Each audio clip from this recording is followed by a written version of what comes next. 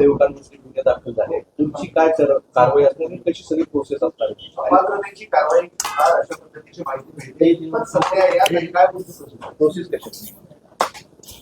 छत्रपती संभाजीनगर महानगरपालिका क्षेत्रामध्ये बरेच जे अतिक्रमण किंवा अनधिकृत बांधकाम आणि विशेष करून रस्त्याला अडथळा ठरणारी जे काही अतिक्रमण आहे, हे सर्व काढीत असताना कोणीही आणि विशेष करून सन्मान्य नगरसेवक किंवा नगरसेविका त्यामध्ये हस्तक्षेपही करता येत नाही. या अनुषंगाने ते निवडणुकीच्या साठी उभं राहत असताना त्यांची नॉमिनेशन फॉर्ममध्येच त्यांनी शपथपत्रामध्ये मला हा कायदा ज्ञात आहे, महाराष्ट्र महानगरपालिका अधिनियम सेक्शन 10(1)(ड) या अनुषंगाने जर मी या ठिकाणी अतिक्रमणाला प्रोत्साहन देणे किंवा अतिक्रमण कारवाई करीत असताना हस्तक्षेप करणे हे जर कृत्य आढळल्यास माझ्या नगरसेवक पद रद्दबातल होऊ शकतं. हे ज्ञात असताना सुद्धा काही नगरसेवकांनी महानगरपालिकेच्या अतिक्रमण विरोधी कारवाईमध्ये त्यांनी हस्तक्षेप केल्याचा ज्यावेळेला आम्हाला निदर्शनास आला, तसं आमच्या महानगरपालिकेच्या उपायुक्त अतिक्रमण त्यांनी पोलीस स्टेशनमध्ये गुन्हा नोंद करण्यात आलेले आहे. यानंतर त्यांचं रितसर कारवाईचीही आम्ही सुरुवात करण्यात आलेली आहे आणि सेक्शन 10(1)(ड) महाराष्ट्र महानगरपालिका अधिनियम त्यासोबतच सेक्शन 11, सेक्शन 12 या अनुषंगाने कारवाई आम्ही प्रस्तावित करण्यात येणार आहे. कारण सन्मान्य मुख्यमंत्रीही सांगितलेलं आहे की कुठलाही अतिक्रमण आणि कुठलाही अनधिकृत बांधकामाला प्रोत्साहन करता कामा नये, ते कोणीही असो, आणि ते length and breadth and width हे जे आहे त्या पद्धतीने अतिक्रमण काढलं पाहिजे आणि त्या ठिकाणी नवीन रस्ता झाला पाहिजे. आणि त्यासोबतच बरेच लोकांना वाहतुकीला खूप अडथळा होतो, म्हणून आपण कारवाई करीत असतो.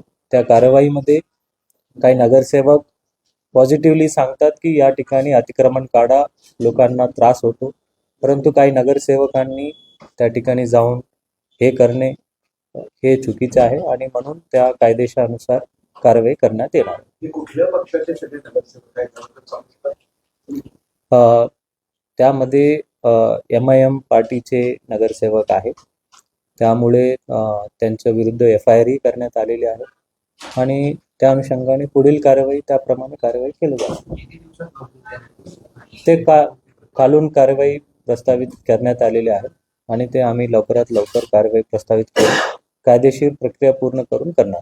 बेसिक कारवाईला सुरुवात झाली समजा. हां, ते FIR itself is an evidence, कारण स्वतः त्यामध्ये ते एव्हिडन्स रील बनवून एव्हिडन्स दिलेले आहेत. अपात्रतेची ही कारवाई आहे, किती दिवस चालते आणि किती दिवसाच्यावर निर्णय असतो? नाही, त्यामध्ये ते कायदेशीर प्रक्रियामध्ये सेक्शन 10(1)(ड) आणि त्यानंतर मग कॉर्पोरेशनला म्हणजे ते जनरल बॉडीला आम्ही प्रस्तावित करीत असतो आणि त्यानंतर मग कॉर्पोरेशन निर्णय घेऊन ते पुढील कारवाई करतात. हा व्हिडिओ प्रूफच आहे ना. व्हिडिओ प्रूफच्या अनुषंगानेच आपण FIR करण्यात आले. त्यामध्ये सरळ आपण बघताय काही 5-10 गेले तरी चालेल म्हणून सांगतायत, परंतु आमच्या अजिबात इच्छा नव्हती आमच्या सन्मान्य नगरसेवकांविरुद्ध आम्ही कारवाई करणे, परंतु तो तसा प्रसंग घडून आणले म्हणून ते कारवाई पुढे करतो. सर, परंतु त्यांचा असं मत आहे की अधिकारी कुठेतरी नगरसेवकांचा कार्यक्रमात त्रास देतात असं त्यांचा. ते माझ्याकडे पण ते शिष्टमंडळामध्ये सांगितले, नगरसेवकाच्या ऐकून आम्ही कारवाई करतो. बरोबर, काही नगरसेवक अतिक्रमण काढा म्हणून ज्या नगरसेवक सांगतात त्या नगरसेवकांचं तर आम्ही 100% ऐकणारच, आणि ज्या नगरसेवक अतिक्रमण काढू नका यांना प्रोत्साहन द्या म्हणणारे तर आम्ही त्यांचं तरी ऐकणार नाही. आणि त्या एरियाच्या प्रभागाचे नगरसेवक सांगतात, काही लोक जाहीरपणे सांगतात, काही लोक मेसेज करून सांगतात, तुम्हाला समोर येता येत नाही परंतु तुम्ही ह्या अतिक्रमण काढा. काही नगरसेवक तरी समोर उभं राहून सांगतात, कारण त्यांना ज्ञात आहे की या अतिक्रमणामुळे किती त्रास आहे.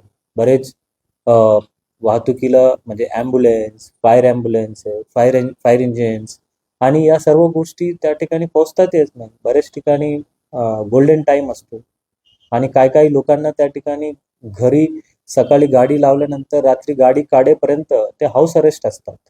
अशा पद्धतीच्या परिस्थिती आहे आणि तो तरी या शहरामध्ये कपून घेतलं जाणार.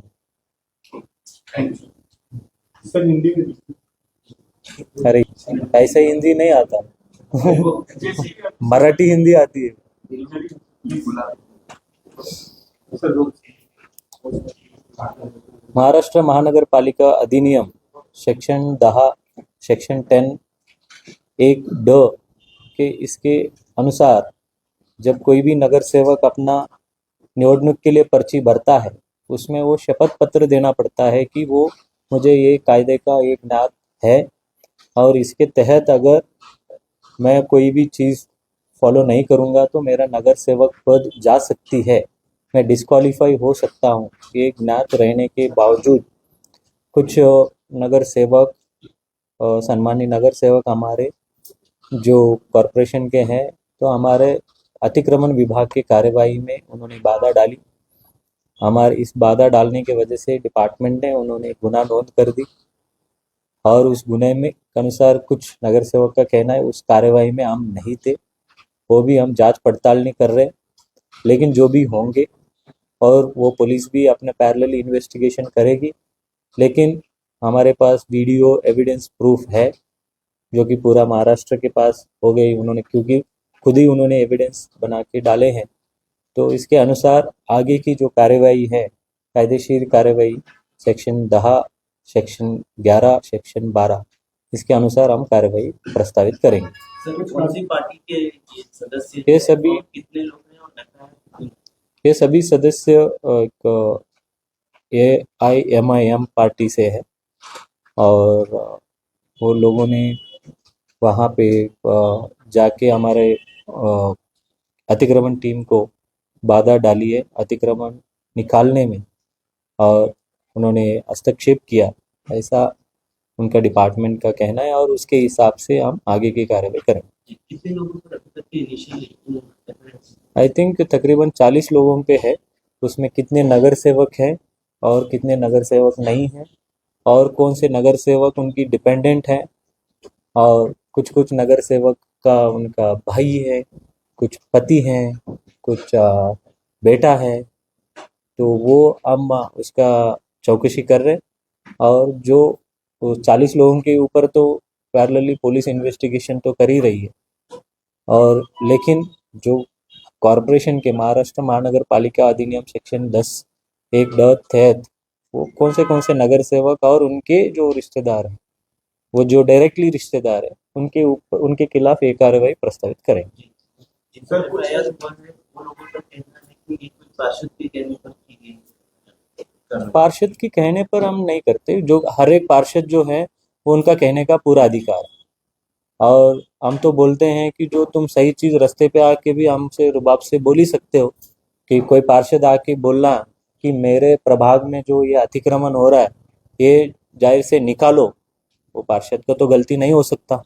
लेकिन अगर वो पार्षद बोलने के बाद कार्रवाई करने के टाइम पे अगर कोई हस्तक्षेप कर रहा है तो उसके हस्तक्षेप करने के बाद मेरे पास जो कायदा है अगर मैं वो इस्तेमाल ना करूँ तो फिर वो गलत होगा. सर कोई भी घटना जब घटती है सिटी में, अनुचित घटना जब घटती है उसके बाद ही कुछ राइट होती है, ये देखा गया. वो आपको मीडिया को वो अट्रैक्टिव पॉइंट मिल जाता है, लेकिन हमारा हर दिन कार्रवाई होती रहती है. आई कैन गिव विद दैट एविडेंस, बट जब कोई एरिया में हो जाती है तो वो प्रायोरिटी आपको वहाँ पे ज़्यादा दिखती है.